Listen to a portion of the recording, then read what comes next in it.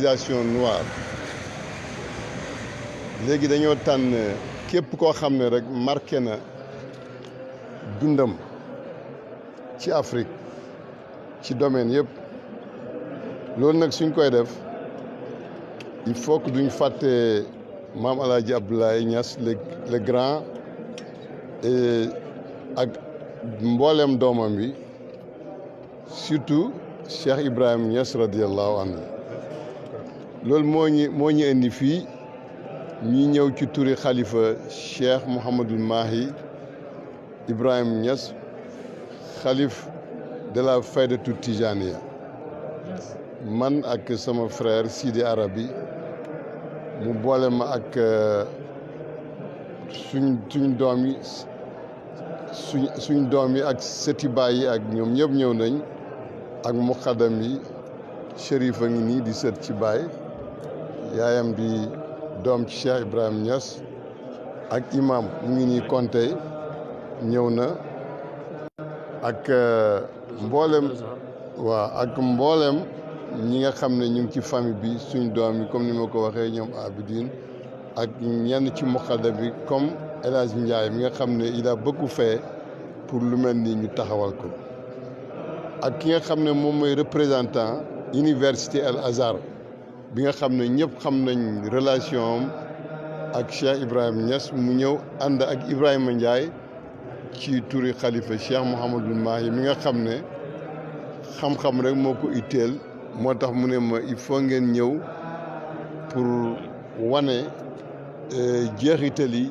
maam Hadj Abdoulaye Niass ak jeexitali liggéey Cheikh Ibrahim Niass loolu moo tax fii nii da nga gis ne ñu ngi fi wane maam El Hadj Abdoulaye Niass ak ay doomam yi ñu ngi nii toog ak lenn ci wax yi nga xam ne doon na ko wax xam naa monsieur Ndiaye dina ci ñëw ak yéen lii nag mooy li nga xam ne kii kaala Cheikh Ibrahim Niass kaala gi mu daan wékkoo radiyallahu anhu kaala gi bu ngi nii sëriñ bi tamit joxe mbubb boo xam ne bu yàgg mu ngi ko gàdde woon muy Cheikh Mouhamadul Mahi nga xam ne musuñ ko sol dañ ko dencoon rek ci paquet ba tey nekk li ñu doon xaar mooy soloo ko place bi moo tax lii bokk na ci souvenir yi nga xam ne dañ koy fàttalikoo Cheikh Ibrahim Niass nga gis ne soo ñëwee fii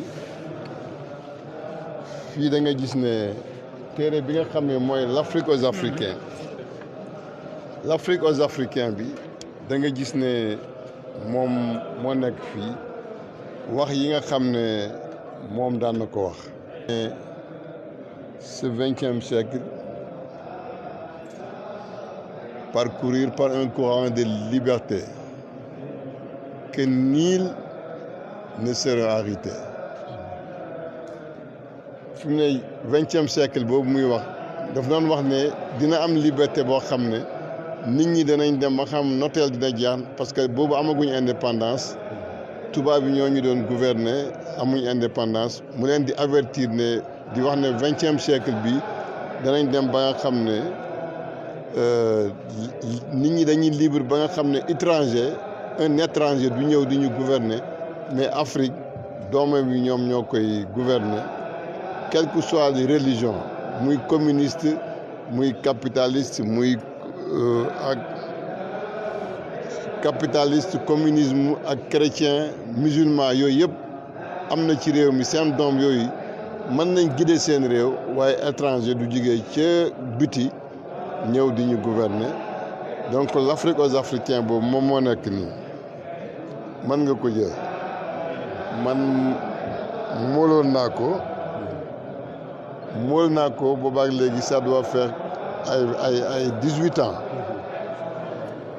bii benn tubaab moom moo bindoon ci moom les gars yi ñu wàññi tuuti rek 1962 dafa am benn tubaab boo xam ne dafa bindoon di critiquer Cheikh Ibrahim bi mu koy critiquer bi mu paree addina bi yëpp attaqué ko ci Afrique ci Asie Europe ñoo ñëpp attaqué ko ci ki nga xam ne moom la bind di wax yu ñaaw yi ci moom ak ni mu nekkee koo xam ne àddina bi yëpp janoon nañ ak liggéeyam ci côté yëpp, ci diine, ci mbokkoo, ci politique, ci dimbale lépp loo xam ne rek njub la.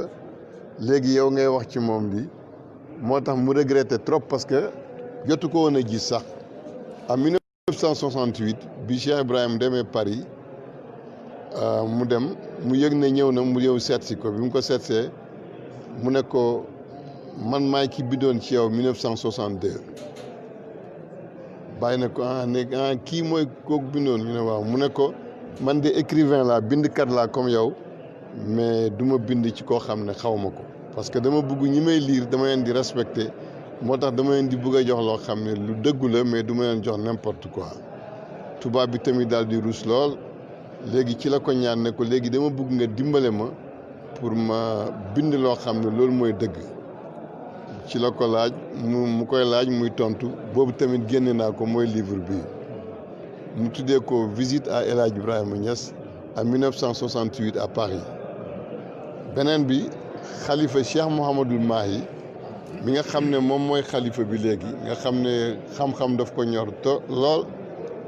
dafa am benn jamono taalibe Baay mauritanien, nigérien yi, malien yi, soudanais yi, tchadien yi ak libyen yi yëpp di ko laaj ne ko waaw Cheikh Ibrahim li mu def ni mu bëree lan lañ mun a xam ñun ñi nga xam ne ay arab lañ, loo xam ne dinañ ko mun a xamee ci école bi nga xam ne moom la créé. ci la bind livre bi tuddee ko école soufise de Cheikh Ibrahim Niass, madrasatu Cheikh Ibrahim as-Soufiyat. léegi livre boobu tamit moom laa mooloon. mool naa livre am moom ak soxna Yata Baye nga xam ne doom la ci Cheikh Ibrahim, nga xam ne moom mooy jigéen ji njëkk taalif ci arab ci diine l'islam. léegi mu bindoon boo xam ne droit des femmes dans l'islam, ci mariage, droit des femmes yi nga xam ne am nañ ko ci seen mariage, mu def ko pour gindi jigéen ñi. boobu tamit yàlla dimbale nañu mool nañ ko bu arabe bi ak bu français bi yëpp.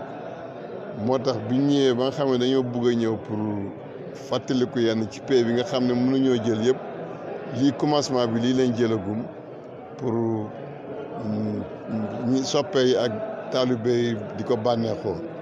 yooyu yëpp nag école El Hadj Abdoulaye Niass suñ maam moom mooy ki nga xam ne fa la juddoo. alhamdulilah maam El Hadj bi la écrit bi commencé. maam El Hadj Abdallah bi nga xam ne comme ni ko sëriñ bi waxee moom la wax ne cheikhi wa asli walidi alil makaani alhaaji abdou ilahi bahjati tuulal awaani. mooy borom xam-xam siggi lagg boobu nga xamante ni moom rek moo mënoon a jur Cheikh Ibrahim radiallahu anhu. lii nag bokk na si ay bindam yoo xam ne livre la mu tuddee ko tambihu nnaasi ala shaqawati naqidi bayati abil abbas. mooy yee nit ñi si texe wadik képp koo xam ne da nga firi sa jaayante ak Cheikh Ahmed Tidiane radiallahu anhu. ñu jël ci faqra yi rek nga xamante ni dafay définir lu tax ñu war a topp Baay radiallahu anhu. ndax mu ne njëriñ si topp leen mooy sëriñ si dafa tënku si lu gàtt rek mooy ñaari mbir. bu njëkk bi mooy nga xam ne sëriñ bi liñ jublu liñ namm si àndal ak moom ak dugg si tariqaam mooy lan, moom waliyu yàlla. ñu ànd ak moom ngir lan ne moom waliyu yàlla la. loolu moo tax ñuy ànd ak moom pour lan méngoo giñ koy méngoo mën ñoo xëcc ñu nekk waliyu yàlla wala ñu bëgg waliyu yàlla. mu ne deuxième bi moom mooy xam ne moom dafa bokk si abidul adra, mooy jaamu pay yàlla bi. te moom ku xam la yoon wi nga xam ne noonu la ñuy xamee yàlla ak li si war yëpp loolu lañ koy toppee. lii bokk na si écrit bu maam El Hadj Abdallahi si gilag moom nga xam ne mooy wayjuru Baay nga xamante ni moo nekk nii ak ay doomam si gàttal. Voilà, ça fait partie des déclarations phares du Cheikh Ibrahim. Phare en cela que ça reflète non seulement sa dimension intellectuelle, mais aussi sa modernité. et sa capacité à prendre table avec les figures mondiales comme celles qui sont citées ici. C'était au Ghana, dans les années 60. Les uns disent que c'était en 61, les autres disent, comme Cheikh Madi, que c'était un peu plus tard. Qu'à cela ne tienne, c'est le Cheikh Ibrahim qui parle. Donc, il était entre des chefs d'État, c'est très important. À son époque, c'était rarissime de voir franchement un religieux être un pic assiette avec des chefs d'État, et puis pas n'importe lesquels. Il s'agit, comme vous venez de le voir, des présidents de l'URSS, le président Brezhnev, du président Kourouma qui était l'hôte, qui les accueillait, qui les invitait, mais du maréchal Tito de Yougoslavie, mais aussi de... voilà, j'ai déjà cité Brezhnev. Alors, ensuite, cela reflète le manque de complexe du Cheikh Ibrahim. Généralement, les dirigeants du monde, sur le plan temporel, je veux dire, se prennent au-dessus des autres en matière de pensée et en matière de, généralement, prise de décision qui concerne l'humanité. Mais le Cheikh Ibrahim a tenu à donner son point de vue, malgré effectivement leur importance, et sans complexe. Il dit, comme vous venez de lire, en substance, je tiens à dire que le texte est plus important que ça. Ensuite, les mots qu'il a utilisés, j'ai tout, mais il y a un problème d'espace, j'ai fait un résumé substantiel qui rend fidèlement l'idée. Et puis, ouais, en interrogeant ces enfants et d'autres historiens de la Hadara, effectivement, ils y ont tous adhéré. C'est pourquoi j'ai eu le courage de l'afficher comme ça. Alors, donc le Cheikh Ibrahim pense que dans ce monde, à l'époque où on n'avait pas encore parlé de village planétaire, il leur disait, ce monde, dans ma conception, est comme un tout petit village, habité par des gens de croyances différentes, mais qui ont en partage l'espace commun, l'espace public. Chacun est libre d'organiser chez soi comme il l'entend. Mais que quant à la gestion de l'espace en commun, il faut que nécessairement on s'asseye autour d'une table pour en discuter. C'est une belle sagesse. Alors il y a plus tard un autre penseur qui a développé l'idée du monde comme un village planétaire. Ça veut dire que donc il avait anticipé franchement. Il était en avance sur son époque, le Cheikh Ibrahim. Deuxièmement, aujourd'hui, tout le monde sait que, et c'est une nécessité, que les gens dialoguent pour effectivement discuter des questions qui nous lient ensemble dans le monde, parce qu'il y a problème, il y a foyer de tension, il y en a partout. Ça foisonne à travers tout le monde. Ce n'est pas un hasard que Mir Dabaye a été choisi par les Nations Unies comme locomotive dans la recherche d'une paix mondiale. Mais je tiens aussi à préciser que fort des idées du Cheikh Ibrahim, le président du Ghana, Kwame Nkrumah de l'époque, avait créé un institut supérieur où le niveau qui était requis était le niveau de la licence. Pour prétendre s'inscrire à cet institut, il fallait avoir au moins la licence.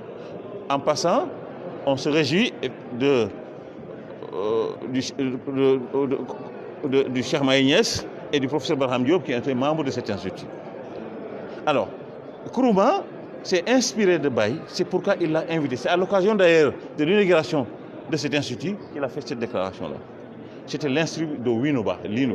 Il a choisi donc un site 5 km après Accra pour créer cet institut qui devait être tout simplement un lieu d'apprentissage ou de dialogue des civilisations.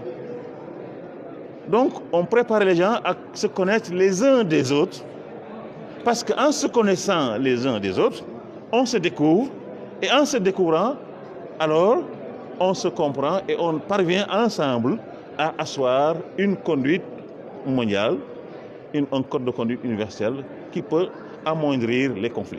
Voilà donc l'esprit de l'Institut Winneba. Malheureusement, ça a disparu avec le coup d'État, la chute donc du président Nkrumah. C'est pourquoi lors de la conférence nationale qui était organisée à King Fahd, je disais qu'il n'y avait pas meilleur que Medina Baye pour continuer cette œuvre. Parce qu'en vérité, le président Nkrumah n'avait fait que matérialiser une réflexion du Cheikh Ibrahim.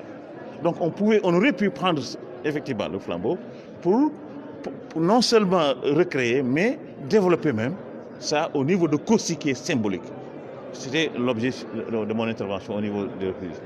Pour dire que donc le Cheikh Ibrahim, si aujourd'hui on mettait à profit ses réflexions, ses contacts, ses grandes œuvres, comme vient de rappeler son fils, qui est un grand d'ailleurs fils de son père, il faut le reconnaître, alors donc c'est tout le monde qui gagnerait.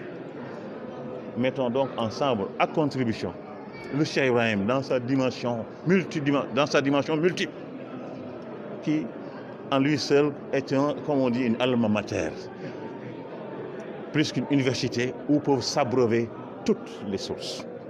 Voilà Cheikh Ibrahim et alhamdulillah d'être ici à côté de ses enfants pour célébrer évidemment sa coexistence dans cet espace qui est un espace non seulement du savoir, mais un espace aussi de la sainteté.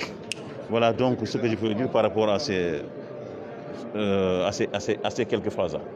dàll ci Cheikh Ibrahim Niass yu mu daan sol radiyallahu anhu ak wantaay bi lenn la ci bagage am yi lii yëpp nag dañ ko bàyyi mu nekk souvenir pour les Africains dans le Sénégal.